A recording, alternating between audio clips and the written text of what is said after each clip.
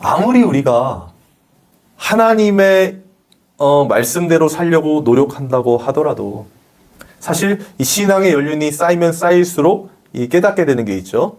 그 말씀대로 살 수 있다 없다? 우리는 살 수가 없다는 것입니다.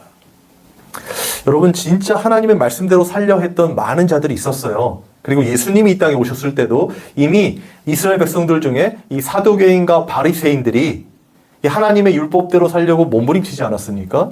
그러면서 정말 이 율법을 613가지인가요? 이렇게 많이 이 지침으로 만들고 지켜 행하려고 노력을 많이 했어요.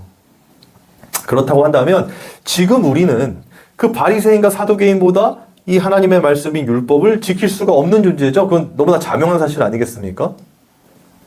그러면 그들보다 못한 우리를 어떻게 하나님이 복을 주시고 또 하나님이 어떻게 자신의 자녀로 삼을 수 있겠느냐 하는 것이죠. 비교하고 경쟁하고 또 다른 사람과 이렇게 견주어 본다면 사실 우리는 이 하나님 앞에 나와 예배드린 것 자체가 너무나 죄송스러운 일 아니겠습니까? 제가 지금 이렇게 말씀드리면 여러분도 동감이 되겠지만 잘 생각해 보세요. 어떤 인간도 결국에는 하나님의 뜻대로 살 수가 없었고 앞으로도 없을 겁니다. 바리새인과 사두개인들을 예수님이 뭐라고 하셨죠? 이 외식하는 서기관과 바리새인들이라고 하셨고 심지어는 사탄의 자식들이라고 말씀하셨어요. 그들은 정말 하나님의 말씀대로 살려고 했단 말이에요. 그렇죠?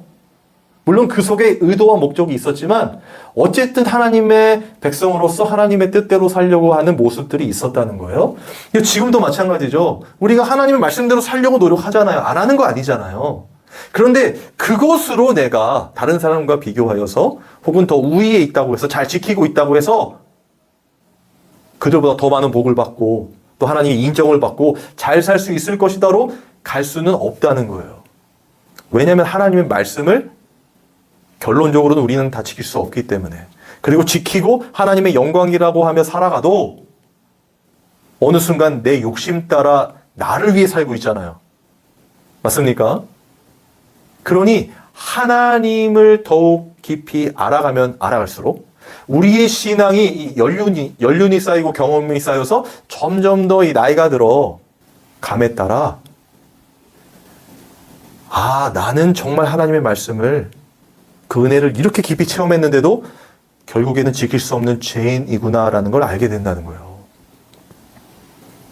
그래서 정말 이 하나님의 사람들, 제가 늘 강조하는 성령을 받은 사람들은 나이가 들면 들수록 신앙생활이 깊어지면 깊어질수록 이 말수가 줄어들 수밖에 없어요. 정죄하고 가르치려고 하고 이렇게 누군가를 경책하는 일이 있을 수가 없어요. 왜냐하면 하나님 앞에 나를 보게 되기 때문에. 맞습니까?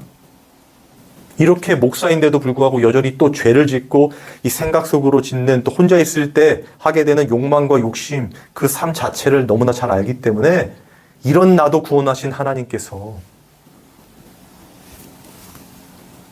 내 주변에 있는 저를 통해서 하나님의 말씀을 전하고 그걸 들어야 할 성도님들에게 어떻게 정죄를 하며 이렇게 하세요 저렇게 하세요라는 말을 할 수 있겠냐 말입니다. 하나님의 말씀이 아니고는 말할 수가 없는 것이죠. 저도 그 뜻대로 살지 못하고 있기 때문에.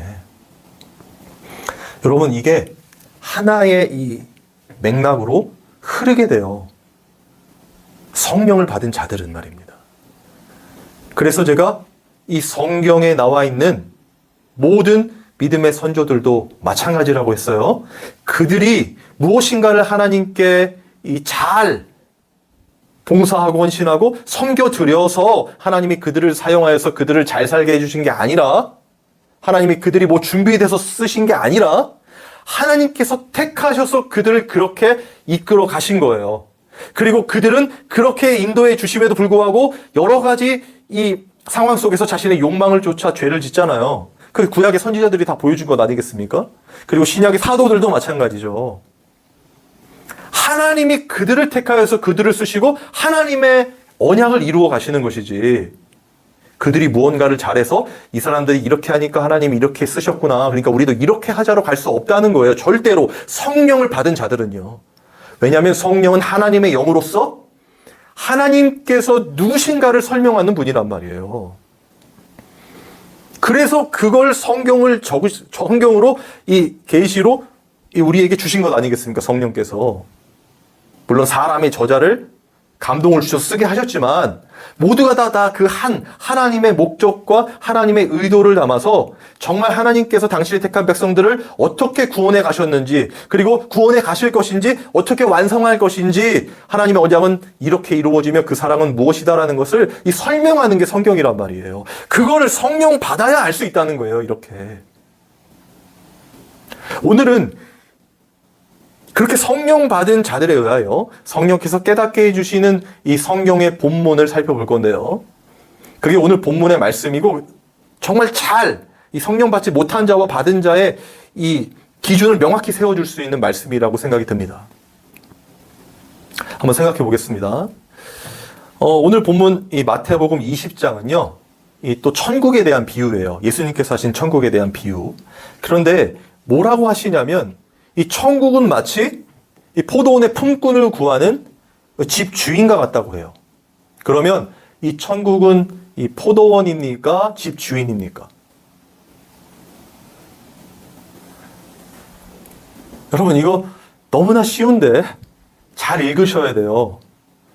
어떤 분들은 포도원이라고 얘기하죠. 그래서 천국은 포도원이니까 거기에 들어가야 되니까 열심히 준비하고, 그러면 집주인이 가서 불러서 쓰니까 열심히 또 일하고, 이게 하나님의 나라라는 말도 안 되는 이야기를 하면 또 아멘 하시죠, 사람들이요. 절대로 그런 게 아니란 말이에요. 잘 들어보세요. 지금 천국은 누굽니까? 포도원의 품꾼을 구하는 주인이죠. 그죠? 사람이란 말이에요. 천국이. 그러면 천국이 사람이라면 누구를 연상할 수 있어요? 예수 그리스도를 연상할 수 있겠죠? 그럼 예수님께서 하신 행사를 지금 예수님께서 비유로 말씀하시는 거예요. 천국에 대한 이야기를. 그러면서 이제 품꾼을 구하는 주인이 아침 일찍 나가서 품꾼을 구합니다. 그리고 또 나가요. 나갔더니 여기에는 이 3시라고 되어 있는데 이게 플러스 6 하면 되거든요. 지금의 시간에 맞게.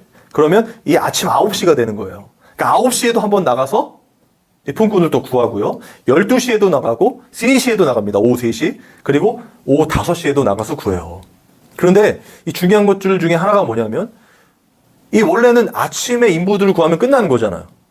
근데 주인이 나가보니까 이 9시에 나가보고 이렇게 12시, 3시, 5시, 5시면요 이제 1시간 남은 거거든요. 6시에 일이 끝나는 이 배경이에요.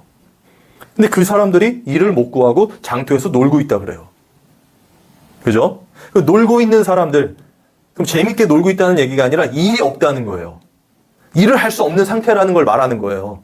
그죠? 아무도 쓰지 않는 품꾼들 사람들이라는 거예요. 그걸 알고 이 집주인이 가서 어떻게 합니까? 그들을 들어가라고 하죠. 한 대씩 주기로 약속을 하고 일을 시킵니다. 모두 다 그렇게 들어가게 되는 거예요. 여러분, 여기서 중요한 것은 바로 이 사람들이요, 이 주인이 원하는 능력이 있어서 주인이 부른 게 아니라는 거예요. 맞습니까? 이들은 가만히 방치해두면 그냥 그렇게 일 없이 그냥 거기서 놀면서 살아갈 수밖에 없는, 그냥 하루 공치일 수밖에 없는 자들이라는 거예요. 아무 쓸모없는 자들이라는 겁니다. 그런데 주인이 가서 그 사람들을 불러다가 일을 시키고 돈을 줘요. 여러분, 그러면 생각해 보세요. 지금 이 주인은 그 사람들을 일을 시켜서 그 포도원을 더욱더 발전시키고 뭐 어떤 포도를 더 많이 키우기 위해서 부른 겁니까? 그런 목적입니까? 아니겠죠.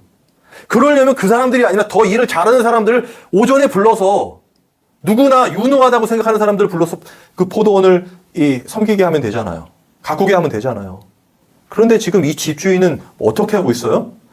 아무 쓸모도 없는 사람들, 다른 사람들은 부르지 않는 그런 사람들을 데려다가 일을 시킨단 말이에요. 그리고 한 데나리온씩을 줍니다. 그게 하루의 품삯이었거든요. 이 주인이 정한. 그러면 이 사람들을 왜 불렀어요? 포도원에. 일을 시키려고 불렀어요? 결국에는 한 데나리온을 주려고 불렀어요. 지금 돈을 주려고 불렀죠. 맞습니까? 그런데 9시에도 가고 12시에도 가고 3시에도 가고 심지어 1시간 남은 5시에도 가서 그 일 없는 사람들을 불러다가 일을 시켰어요. 그리고 한 데나리온씩 줬단 말이에요. 여러분, 이게 뭐라고요? 천국이라고요. 이 집주인이 하는 행사가 뭐예요? 그러면 천국의 행사겠죠. 천국이 말하는 거라는 거겠죠. 결국 예수님이잖아요. 예수님이 어떻게 사람들을 구원해 가시는가를 설명한단 말이에요. 지금 이 본문이. 이 본문을 가지고 그 천국의 포도원에 들어가려고 우리가 그렇게 놀고 있으면 안 된다. 장터에서 열심히 준비하고 있어야 하나님이 그 포도원 천국에 하나님의 일을 동참시키고 우리에게 한 데나리온을 주신다. 맡긴 자에게 구할 것은 충성이니까 충성해라. 이런 식으로 설교하면 안 된다는 거예요, 여러분. 그건 설교가 아니에요. 그죠? 누구든 그렇게 해석할 수 있는 거 아니겠습니까? 그런 자의적인 해석은 제가 늘 말씀드리듯이 인본주의적인 생각이고 나 인간 중심의 해석이란 말이에요. 그쵸? 내가 어떻게 잘할 것인가? 내가 어떻게 하나님께 인정받을 것인가? 내가 어떻게 쓰임받아서 어떻게 영광을 돌릴 것인가? 그러나 그 이면에는 내가 어떻게 좀 잘 될 것인가? 그 본문이 아니겠죠. 오늘 본문에 예수님은 지금 천국이 무엇인가를 설명하는 거예요. 맞습니까? 그런데 천국은 지금 사람, 이 집주인이고 이 집주인이 행하는 행사란 말이에요. 그게 뭐예요? 아무도 찾지 않는 이미 버려지는 자들, 그죠? 일을 구할 수 없는 자들, 그러면 능력이 없는 자들이라고 볼 수 있잖아요. 그런 쓸데없는 자들을 데려다가 일을 시키고 돈을 주는 거예요. 한 데나리온을 준다는 거예요. 여기에는 조건과 어떤 비교와 능력이 필요합니까? 그 사람들의 어떤 열심이 필요합니까? 아니죠. 뭐만 필요했어요? 집주인의 긍휼, 그분의 사랑, 그분의 뜻이 중요하죠. 맞습니까? 자, 일이 이제 다 맞춰집니다. 6시가 돼서. 그랬더니 주인이 이렇게 얘기해요. 그 하인을 불러서 이제 이 품삯을 나눠주라 하면서 이 5시에 온 사람부터, 늦은 저녁 5시에 온 사람부터 주라고 합니다. 한 데나리온씩을 이 지급을 하죠. 그랬더니 이 먼저 온 사람들이 이렇게 생각을 하는 거예요. 아, 한 데나리온씩을 받았으니까, 1시간 일하고 한 데나리온을 받았으니까 우린 더 받을 것이다 생각을 해요. 그죠? 그런데 이 집주인은 1시간 일한 사람도 마찬가지고 그 나머지 사람도 다 한 데나리온씩을 줍니다. 그랬더니 이 먼저 온 사람들이 이제 불평을 하는 거예요. 아니 왜 1시간밖에 일한 사람에게 한 데나리온 줬으면 우린 더 많은 일을 했는데 왜 우리도 한 데나리온만을 줍니까를 이야기한단 말이에요. 그게 12절입니다. 나중 온 이 사람들은 1시간밖에 일하지 아니하였거늘 그들을 종일 수고하며 더위를 견딘 우리와 같게 하였나이다. 지금 이게 그 주인에 대한 뭐예요? 불평이에요. 그런데 이해가 되죠. 우리는. 왜냐면 진짜 1시간뿐이 일을 안 했는데 한 데나리온을 줬으면 더 많이 일한, 지금 여기 말 그대로 종일 수고하며 더위를 견딘 우리는 더 많이 주셔야지요 라는 거예요. 여러분, 이때 이 주인이 이렇게 얘기합니다. 14절에 내 것이나 가지고 가라. 나중 온 이 사람에게 너와 같이 주는 것이 내 뜻이니라 이렇게 얘기한단 말이에요. 여러분 어떻게 생각하십니까? 불공평하죠. 아니 어떻게 1시간 일한 사람하고 종일 땡볕에서 수고한 그 사람들하고 동일하게 주냔 말이에요. 한 데나리온을. 여러분 여기서 이 성령 받지 못한 자들과 성령 받은 자들의 해석과 기준이 달라지는 거예요. 천국의 삶과 하나님의 나라의 삶과 그렇지 않은 삶이 달라진단 말이에요. 제가 처음에 이 주인이 어떤 뜻으로 그 사람들을 불렀다고 했습니까? 한 데나리온을 주기 위해 부른 거죠. 그 사람들은 이를 구할 수 없는 자들이에요. 모두 다. 그러나 그 사람들에게 한 데나리온을 주기 위하여, 그들을 먹여 살리기 위하여 그들을 불렀단 말이에요. 일을 시켜서 그 포도원을 풍성하게 하는 게 목적이 아니라 그들을 불러다가 하루 품삯으로 생계를 유지하게 하는 게 목적이죠. 이 생명에 포커스가 맞춰져 있죠. 주인은요. 그런데 그들은 어떤 포커스죠? 자기가 일한 자신에게 포커스가 맞춰져 있죠. 만약에 일을 못 구한 그 사람들이 우리라면, 저라면, 그리고 정말 아무것도 할 수 없는 존재인 것이 너무 판명돼서 이렇게 하루를 버리며 생명을 잃어갈 수밖에 없는 상황이라면요. 그들은 자신을 불러준 그 주인에게 초점을 맞출 수가 있겠죠. 그 긍휼에, 그 자비하심에. 그 일을 시켜줘서 나를 한 데나리온으로서 이 먹고 살게 해준 그분의 자비에 집중할 수 있겠죠. 집중해야 되죠. 그런데 그렇지 않다는 거예요, 지금 사람들이. 그분의 자비로서 누가 어떻든 비교와 경쟁하는 것이 아니라, 그죠? 비교하는 것이 아니라 그 은혜에 감사해서 일을 시켜주시고 이렇게 먹고 사 생명을 연장케 해주신 그 은혜를 봐야 되는데 그게 아니라 나를 보니까 내가 이만큼 일했는데 쟤는 요만큼 일했어요. 어떻게 이렇게 불공평합니까? 라는 말을 하게 된단 말이에요. 여러분, 절대로 성령 받은 자들 이렇게 말 못합니다. 자신이 누구인가를 먼저 알게 되거든요. 나는 그렇게 아무도 불러주지 않는 너무나 쓸모없는 자, 아무것도 할 수 없는, 영적으로는 죄인된 자, 구원받을 수 없는 자라는 걸 알아요. 성령 받은 자들은요. 그런데 하나님께서 나 같은 죄인을 예수님께서 오늘 이 집주인이 가서 아무 조건 없이 택하여 불러주시고 당신의 나라의 일을 알게 하시며 배우게 하시고 생명의 그 한 데나리온, 먹고 살 수 있는, 영적으로는 예수 그리스도의 그 생명, 그 구원의 은혜를 주신단 말이에요. 아무 조건 없이. 그게 뭐예요? 하나님의 뜻, 하나님의 사랑. 바로 이것을 깨닫게 된단 말이에요. 그렇기 때문에 누구와 비교해서 경쟁하는 것이 아니라 나는 이만큼 더 열심히 했으니까 하나님 더 큰 복을 주시옵소서, 이런 죄송하지만 그지 같은 말이 아니라 어떠한 상황에서도 나 같은 죄인을 이렇게 구원해 가시는, 그리고 하나님의 일에 동참케 하시면서 그것도 성령께서 인도해 주심으로 말미암아 예수 생명으로 살게 하시는 이 은혜가 전부가 된단 말이에요.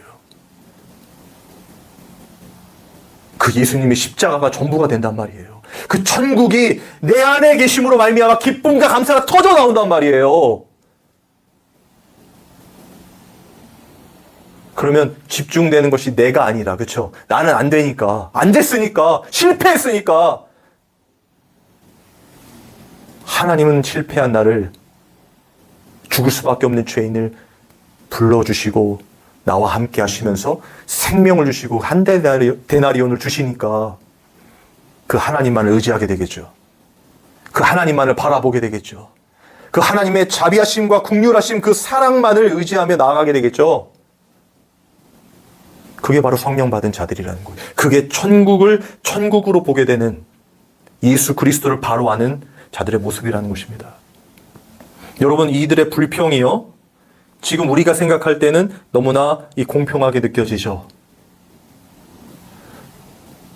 하나님께서 오늘 이 집주인이 그 모습, 누구나 그렇게 생각할 수밖에 없는, 불공평하다고 느낄 수밖에 없는 그것을 뭐라고 말했는지 보세요. 15절에 보니까 내 것을 가지고 내 뜻대로 할 것이 아니냐, 이 주인의 말이에요. 내가 선함으로 네가 악하게 보느냐, 이렇게 얘기를 해요. 자, 하나님의 뜻은 선이에요. 이 주인은 지금 선의를 베푸는 거예요. 그렇죠? 일을 못 구해서 그냥 하루를 버리면서 자기의 삶을 축낼 수밖에 없는 자들이에요. 그들의 생명을 연장시켜주는 그 하나님의 뜻이란 말이에요. 한 데나리온씩 주는 게 그 하나님의 선이었단 말이에요. 그런데 그들은 뭘로 봤다는 거예요? 그걸 악하게 보느냐? 악으로 본다는 것입니다. 하나님의 하시는 일을 인간의 기준으로 보면, 우리의 기준으로 보면 너무나 불공평해요. 저는 예전에 청소년 사역할 때 그런 질문을 많이 받았습니다. 아니, 어떻게 하나님은 공평하신데 우리나라는 이렇게 잘 살게 해주고 아프리카에 그 죽어가는 사람들 저렇게 죽어가게 놔두십니까? 여러분, 어떤 기준입니까, 그게? 누구의 기준입니까? 우리의 기준이죠. 사람의 기준이잖아요. 내가 잘 되고 쟤는 못 되고, 그걸 압축해 놓으면 내 인생에서도 마찬가지죠. 하나님 어떻게 나한테 이렇게 하실 수가 있습니까? 그렇죠. 하나님이 누구신가를 모르는 거예요. 맞습니까? 먼저는 나를 모르는 것이고요. 내가 어떤 존재인지를 내가 판단하니까. 그리고 하나님이 누구신지를 모르는 것입니다. 여러분, 이와 관련해서 떠올랐던 이 하나님 말씀이 있는데요. 이사야 45장 9절이거든요. 제가 읽어볼게요. 질그릇 조각 중 한 조각 같은 자가 자기를 지으신 이와 더불어 다툴진대 화 있을진저 진흙이 토기장에게 너는 무엇을 만드느냐 또는 내가 만든 것이 그는 손이 없다 말할 수 있겠느냐라고 했어요. 특히 잘 들어보십시오. 질그릇 조각 중 한 조각 같은 자 존재하죠. 피조물이죠. 바로 우리를 말하는 것입니다. 그리고 그 진흙을 통해서 질그릇을 만드는 토기장이가 등장해요. 그죠? 이거 하나님이십니다. 창조주이십니다. 그런데 창조주이신 하나님 앞에 이 진흙이잖아요, 사실. 진흙을 만들어서 그릇을 만드는 거 아니겠습니까? 그 하나님께서 만드시는 분인데 진흙이 그 하나님께서 무엇을 하셨는지 무엇을 만드신지에 막 따지고 들고 나를 왜 이렇게 하셨냐고 할 수 있어요?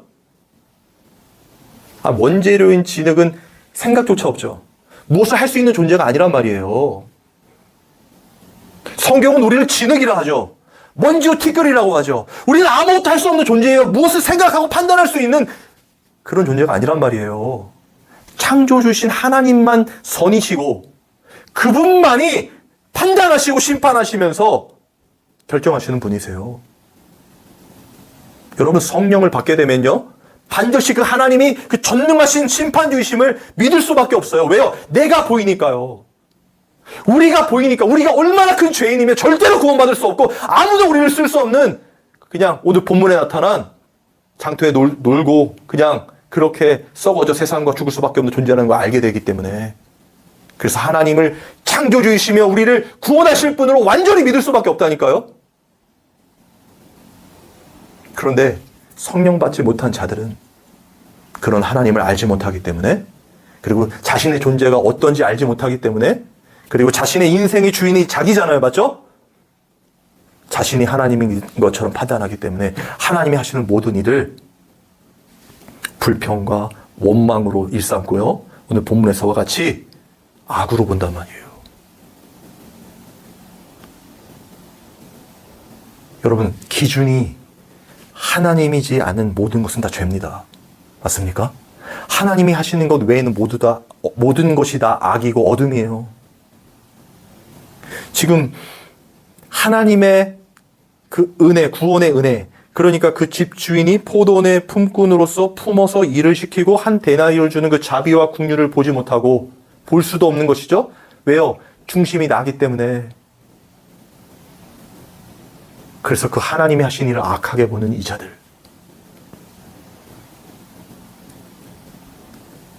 그렇다면 여러분은 어떠십니까?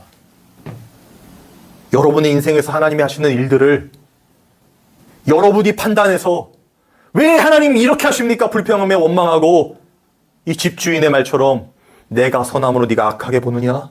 라는 주님의 음성을 듣게 되는 자리에 있지는 않으십니까? 여러분, 우리는 그런 말할 이 자격이 없는 자들이란 말이에요. 우리는 다 그렇게 세상과 함께 썩어져 여기서 말하는 이 사람들과 같이 그 고정관념과 인본주의로 세상을 볼 수밖에 없단 말이에요. 다 비교와 경쟁이고 내가 기준이고 내가 살고 내가 내 삶의 주인으로 살아가기 때문에. 그런데 하나님은 그런 우리를 창세전에 택하시고 그 예수 그리스도의 생명 그 한 데나리온을 주시기 원하셔서 부르셨단 말이에요.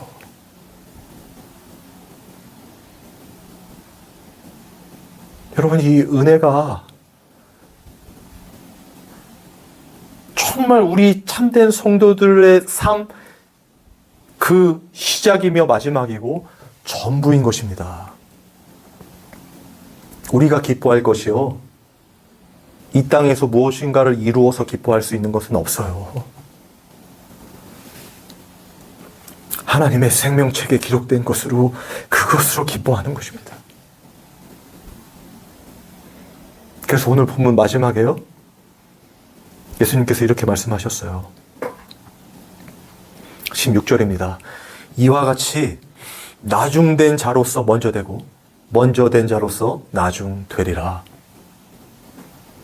이 말은요, 단순히 그냥 나중된 자가 먼저 될 거야 라는 그런 의미가 아니라요, 이 먼저 된 자라고 이 표현하신 이 비유는 바로 처음에 제가 설명했던 하나님의 말씀대로 살겠다고 했던 바리새인과 사두개인이 있었죠. 하나님의 뜻대로 살고자 열심히 한다고 했던 그 노력하는 모든 자들을 말하는 거예요. 그리고 내가 하나님 이렇게 나에게 축복 주셔서 감사합니다. 나는 저 과부와 같지 않아서 감사합니다. 저 안중뱅이와 같지 않아서 감사합니다. 하나님 나를 이렇게 축복해 주셔서 감사합니다라고 하는 이 세상의 기준으로 내가 하나님의 인정을 받는 사람이라는 착각 속에 살아가는 모든 자들을 말하는 거예요. 지금도 여전히 그런 자들이 존재하지 않습니까? 그런데 하나님은요, 나중된 자. 오늘 그 1시간밖에 일하지 않은 자들이잖아요. 그 사람들이 무슨 말 할 수 있겠습니까? 다 맞는 말 아닙니까? 1시간뿐이 일 안 했는데 저 사람도 더 많이 일했는데 무슨 말 할 수 있겠어요? 그런데 주인이 한 데나리온을 주셨단 말이에요. 다른 말로 여러분 탕자의 비유 아시죠? 그 아버지의 곁에서 첫째 아들이잖아요. 먼저 된 자잖아요. 그렇게 열심히 일하며 봉사했는데 탕자인 그 둘째가 돌아오는 것으로 기뻐하는 아버지에게 어떻게 했죠? 불평과 원망을 쏟아놨습니다. 기준이 누구인 거예요? 자기죠. 아버지 뜻대로 살고자 몸부림친 나. 아버지 돈을 탕진한 저 새끼와 같이 비교되는 게 열받는 거 아니겠습니까? 그런데 그 탕자의 입장에서는 어때요? 할 말이 있습니까? 없습니까? 아버지의 종으로 있게 하여 주옵소서. 그 말뿐이 없잖아요. 여러분, 첫째 아담인 그 아담이 하나님의 형상대로 지어짐으로 하나님의 뜻대로 살 수 있는 그 축복을 모두 누린 자 아니겠습니까? 그런데 그 자가 어떻게 했죠? 기준이 어디였었습니까? 하나님의 말씀을 지키는 기준, 선악과를 따먹지 말라는 하나님의 법을 어긴 이유, 하나님이 자신의 주인이 아니라 내가 하나님처럼 되고 싶어서 그렇게 된 거 아니겠습니까? 그 모든 죄값이 먼저 된 자로서 존재하지만 둘째 아담이신 예수 그리스도께서 이 땅에 오셔서 모든 멸시와 천죄를 받으시고 첫째 아담이 지키지 못한 하나님의 말씀, 그 뜻을 십자가를 통하여 온전히 완성하셨죠. 그 예수 그리스도 나중된 자, 그 둘째 아담이신 우리 예수님의 품 안에 우리 같은 죄인들이 다 감싸 안아줘서 그 죽으심에서 부활한 이제 예수 그리스도로 사는 그 둘째 아담, 그 나중된 자로서 이제 하나님의 백성으로, 하나님의 자녀로 살아간다는 걸 의미하는 것 아니겠습니까? 여러분, 이것이 바로 성령 받은 자들이 성경을 보는 눈이며 성령께서 깨닫게 해주시는 내용입니다. 예수님이 이루신 하나님의 나라, 그 구원의 은혜, 하나님의 사랑은 무엇인가? 예수님이 이루신 그 십자가는 어떤 의미인가? 그 성령께서 조명해 주시면서 우리에게 보여주시는 것 무엇이죠?